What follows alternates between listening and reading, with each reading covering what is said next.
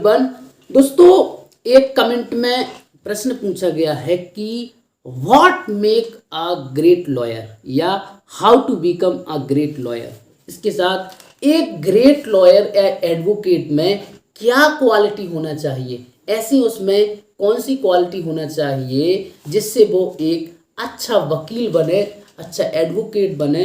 तो आइए इसके बारे में हम बात करने वाले हैं कि एक लॉयर में यदि आप भविष्य में एडवोकेट बनना चाहते हैं तो उसमें क्या क्या ऐसी क्वालिटीज़ होना चाहिए जिससे कि वो एक अच्छा वकील बन सके, एक अच्छा एडवोकेट बन सके। तो सबसे पहले यदि हम बात करें स्किल्स ऑफ गुड लॉयर, तो कौन कौन सी। First of all, good communication skills. अगर आप भविष्य में एडवोकेट बनना चाहते हैं तो आपकी जो स्किल्स है वो बहुत अच्छी होना चाहिए। आप लोगों से कैसे इंटरेक्ट करते हैं, आपके बात करने का क्या तरीका है, क्योंकि अल्टीमेटली जो भी व्यक्ति आपको एंगेज करता है, आपको हायर करता है, तो उसको ये लगता है कि जो बात मैं कोर्ट में नहीं रख पाऊंगा, मेरे वकील साहब हैं वो मेरी बात कोर्ट में बहुत अच्छे से रखेंगे, प्रभावित कर पाएंगे, लोगों को प्रभावित, जज साहब को प्रभावित करेंगे। तो वो कैसे प्रभावित आप करेंगे? गुड कम्युनिकेशन स्किल्स के साथ। तो आप इस स्किल्स पे बहुत अच्छे से काम करें। यदि आपके अंदर यह स्किल्स नहीं है तो ऐसी बात नहीं, आप उसको प्रैक्टिस से आप इस स्किल्स को ला सकते हैं। दूसरी है एनालिटिकल स्किल्स। आप कैसे विश्लेषण करेंगे? आपके सामने बहुत सारी ऐसी समस्याएं आएंगी भविष्य में, जब आप वकील बनेंगे तो आपके सामने ऐसे ऐसे केस आएंगे, ऐसे ऐसे पेचीदा वाली समस्याएं आएंगी, शायद आपको ये लगे कि ये मेरे सामने कैसी समस्या आ गई।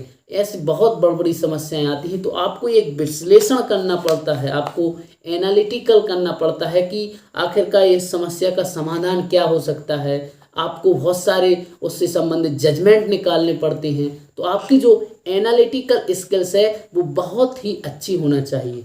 उसके बाद है रिसर्च स्किल्स। मान लीजिए कि आपके सामने कोई ऐसी समस्या है तो उसका समाधान कैसे ढूंढेंगे आप? तो आपको रिसर्च करना आना चाहिए। आपको अपने केस से संबंधित न्यू जजमेंट, जिसे हम साइटेशन बोलते हैं, साइटेशन को आप कैसे निकालेंगे, तो वो सारी चीज़ें आएंगी आपकी रिसर्च स्किल से। आपकी जो रिसर्च है बहुत अच्छी होना चाहिए। जब आप रिसर्च करके जाएंगे कोर्ट में, अपने आप को प्रेजेंट करेंगे, तो लोग हैं जो वहाँ बापू जितने भी लोग बैठे रहते, जब आपको सुनेंगे तो कई बार आपको मज़ा आ जाता है कि लोग आपको आपसे प्रेरित हो रहे हैं कि वकील साहब आपने आज जो बात रखी बहुत ही अच्छी लगी, मुझे बहुत अच्छी लगी। कई बार जज भी बोलते हैं कि आप बहुत अच्छी आपने बात रखी, मेहनत कर रहे हैं आप अपने केस में। तो आपकी रिसर्च स्किल्स वहाँ पे काम आएगी कि आपकी रिसर्च कैसी है।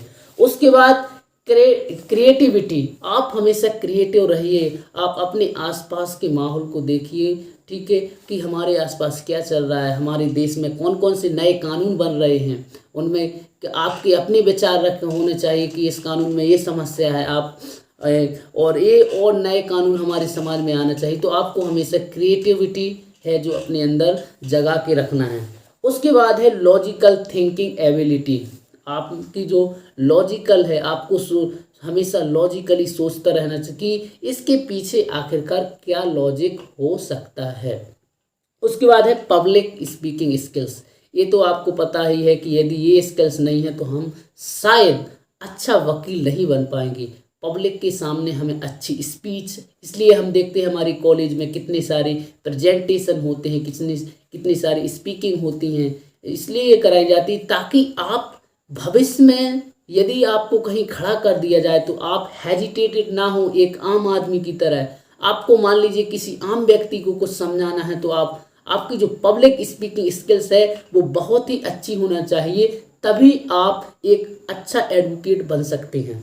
उसके बाद है राइटिंग स्किल्स। आप कोई भी आर्टिकल लिखते हैं, कई बार अगर आप अच्छे आर्टिकल लिखते हैं तो आपके आर्टिकल बड़े बड़े पेपर में छपते हैं। आपने जैसे कपिल सिब्बल जो कि बहुत बड़े वकील हैं हमारे देश के, आप हरीश साल्वे जो कि हमारे देश के टॉप लॉयर हैं, इनके आप आर्टिकल जब पढ़ेंगे तो आप देखेंगे कि उनकी जो राइटिंग स्किल्स है कितनी अच्छी है, अपनी बात को कितने अच्छे से वो रखते हैं। तो दोस्तों, आपको राइटिंग स्किल्स पे भी बहुत अच्छे से काम करना पड़ेगा। और उसके बाद है लीडरशिप स्किल्स।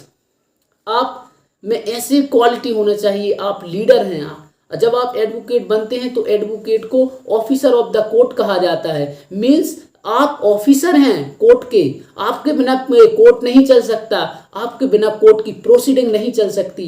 आप ऑफिसर हैं तो ऑफिसर लाइक क्वालिटी जो होती हैं वो आपके अंदर होना चाहिए। यदि नहीं है तो आपको विकसित करना है, आपको एक अच्छा एडवोकेट बनना है। आपको कोई ऐसा एडवोकेट नहीं बनना है जो कभी जज के सामने ही नहीं गए, अपनी बात ही नहीं रख पा रहे, जज के सामने आप आर्गुमेंट ही नहीं कर पा रहे।